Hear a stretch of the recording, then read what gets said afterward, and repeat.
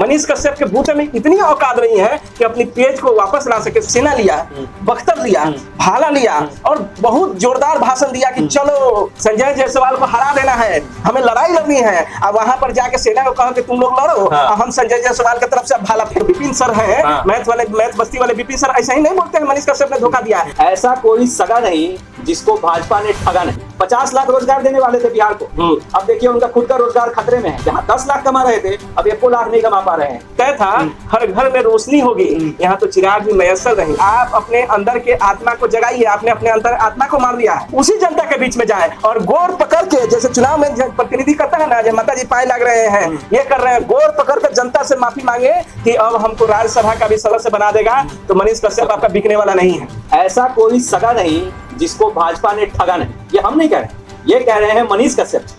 जो आदमी बिहार के लोगों से इतना सारा वादा करके गया था कि जैसे ही भाजपा की सरकार आएगी इन्वेस्टमेंट लेके आएंगे, पैर में गिर के इन्वेस्टमेंट लेके आएंगे, लेकिन देखिए क्या हुआ। अब मनीष कश्यप के खुद के रोजगार पर प्रॉब्लम आ गया है। 50 लाख रोजगार देने वाले थे बिहार को, अब देखिए उनका खुद का रोजगार खतरे में है। जहाँ 10 लाख कमा रहे थे अब 1 लाख नहीं कमा पा रहे हैं।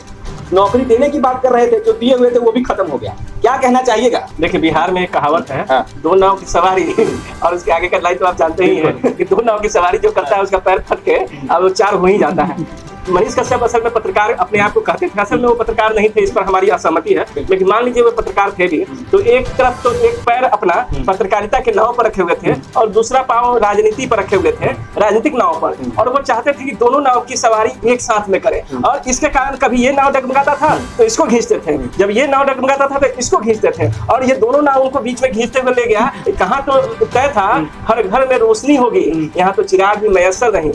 मनीष कश्यप जैसे आप बता रहे थे, बहुत बड़ी बात आप कह रहे थे, तो उन्होंने कहा था कि बिहार में 50 लाख रोजगार हम देंगे। आज उनका खुद रोजगार संकट में है, उनका 4 को पेज है, सो हैक हो गया। अब हम लोगों का पेज हैक हो जाएगा, 15,000 सब्सक्राइबर है, फेसबुक का पेज हैक हो जाएगा, 8,000 सब्सक्राइबर है, तो कोई बड़ी बात नहीं। लेकिन जिस व्यक्ति ने अपने मेहनत के बल पर उतना बड़ा साम्राज्य खड़ा किया, उसका अपना IT टीम मजबूत है, उसका पेज हैक हो जाता है, यानी कि गैर संवैधानिक किसी ने गलत तरीके से उसकी चीजों को हथिया लिया। और मनीष कश्यप के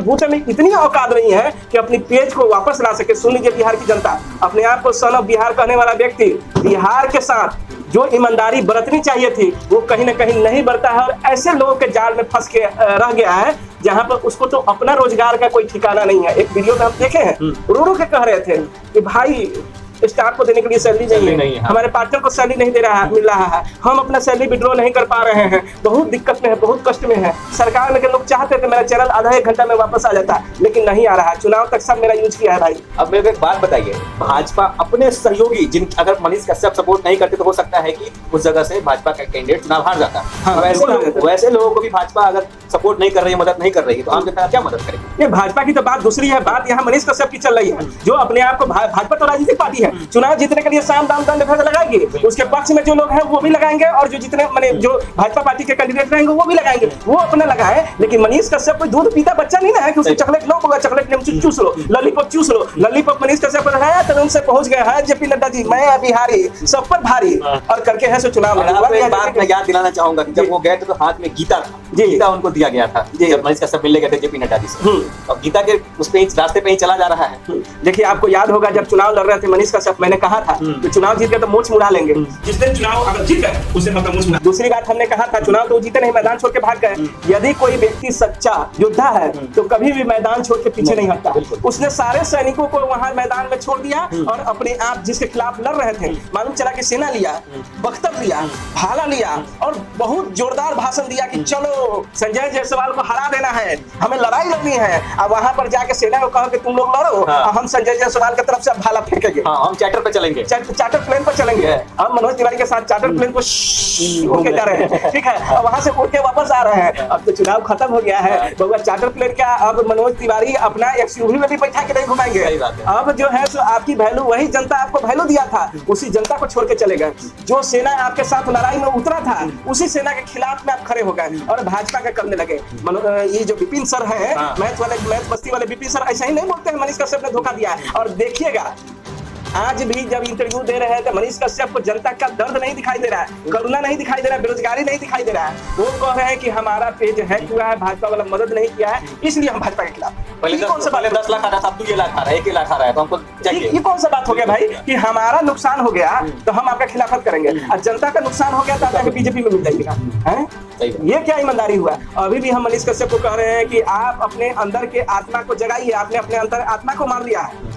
अगर अंतरात्मा को वो नहीं जगाते हैं तो इससे भी खराब परिस्थिति। अभी लोग इंटरव्यू भी ले रहे हैं ना, हम लोग चर्चा कर रहे हैं, हम लोग मनीष कश्यप को भी संदेश देना चाहते हैं और उनके जो समर्थक अंधभक्त हैं उनको भी संदेश देना चाहते हैं कि मनीष कश्यप को समझाइए कि जिस जनता ने उठा के उनको फर्श से अर्श पर ले गया था और अर्श के ऊपर एक और मंजिल बन गई और अर्श जो है फिर से फर्श हो गया, तो अब मनीष कश्यप को अगर मैंने फिर से आगे बढ़ना है, चैनल चला गया उसके लिए कोशिश करते रहे, लेकिन उसी जनता के बीच में जाए और गोर पकड़ के, जैसे चुनाव में प्रतिनिधि करता है ना, माता जी पाए लग रहे हैं, ये कर रहे हैं, गोर पकड़ कर जनता से माफी मांगे कि अब हमको राज्यसभा का भी सदस्य बना देगा, तो मनीष कश्यप आपका बिकने वाला नहीं है। जनता से माफी मांगना चाहिए कि उन्होंने गलती किया है और उसके बाद जो जनता के मूलभूत मुद्दे हैं उसको फिर से उठाइए मनीष कश्यप जी, और हम तमाम पत्रकार आपका स्वागत करेंगे और कहेंगे कि आपने पत्रकारिता शुरू किया है। बहुत से लोग आप पर भरोसा करते हैं, बहुत से लोग आपके साथ में खड़े होते हैं, बहुत से लोग की आप उम्मीदें हैं, उन उम्मीदों पर पानी फेरने का काम आपने किया है। मैं आखिरी सवाल आपसे पूछूंगा कि अब आगे मनीष कश्यप को क्या करना चाहिए ताकि उनकी राजनीति भी बच जाए,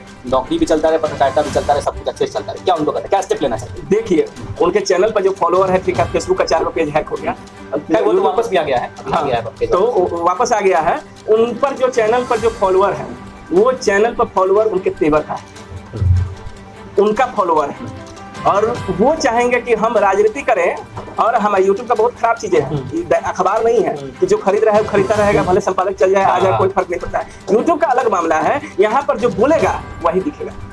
अगर आप अपने मुंह में ताला मान लिए और चल गए किसी राजनीतिक पार्टी का चमचाई करने के लिए, तो जो फॉलोअर और सब्सक्राइबर है आपका वीडियो देखना बंद कर देगा। तो जिस चीज ने उनको आगे बढ़ाया है तो वापस उनको उसी चीज पर आना होगा। और पत्रकार का इज्जत नहीं होता। आपने तैयारी करके क्या बिगाड़ लिए और क्या बना लिए?